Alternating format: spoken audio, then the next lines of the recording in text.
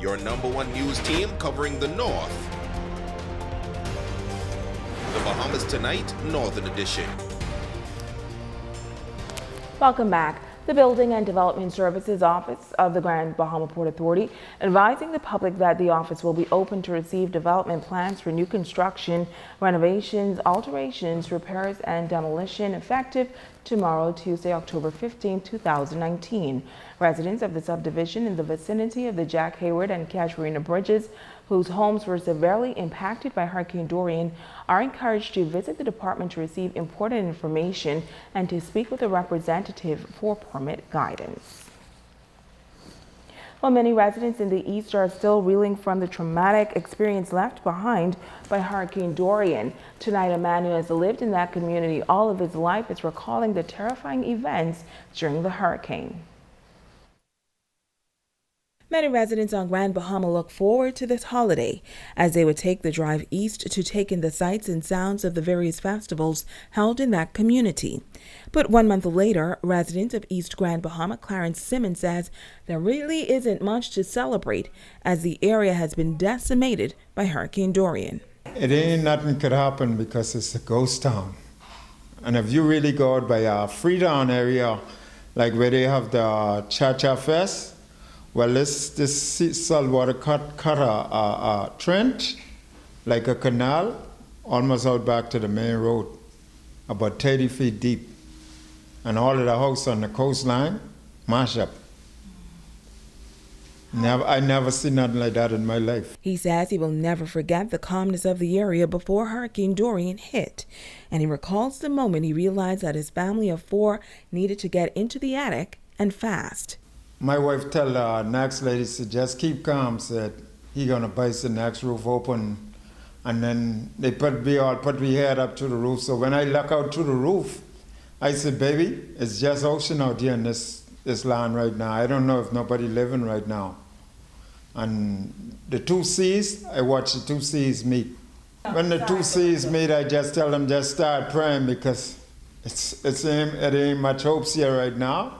If it come any more higher, everybody gone. And when I look over across, I didn't see the next family member house, but 7 of them was in the house and 7 died. Simmons adds that he couldn't believe his eyes, and sadly enough, he notes that 3 children were living in that home. The whole entire house washed away, only leave about the tile on the ground. That's about it. And when I look, all of my vehicles get swiped away out to the road. It wasn't a tsunami, this was a tidal wave. I heard my parents them talk about 1935. That was it right there. Many calls were made for residents in the East to evacuate, but Simmons shares why he did not. In times of, don't care where you run. You could be like Jonah. If the good Lord wants you, he's gonna get you. You understand? So by you telling me, come to Freeport, I see a lot of people leave McLeanstown, come to Freeport, enter the shelters, they got to break off for running out of the shelter because the water cutting them across their neck. So why leave higher up? It's cheaper to die with the minority, not the majority. You understand? So that's the way I look at that. So if you had to do it all over again? If I had to do it again, I'd do it in higher up, but I wouldn't take it from the south. The South Hurricane is much more dangerous than the North Hurricane. But would you, if you had to do it all over again, would you allow your family, your children, and everyone to stay? I wouldn't say yes, and I wouldn't say no, but I wouldn't allow them to stay if it's coming from the south. Now he says it is all about rebuilding, and he's making a plea for additional resources to be distributed in that area.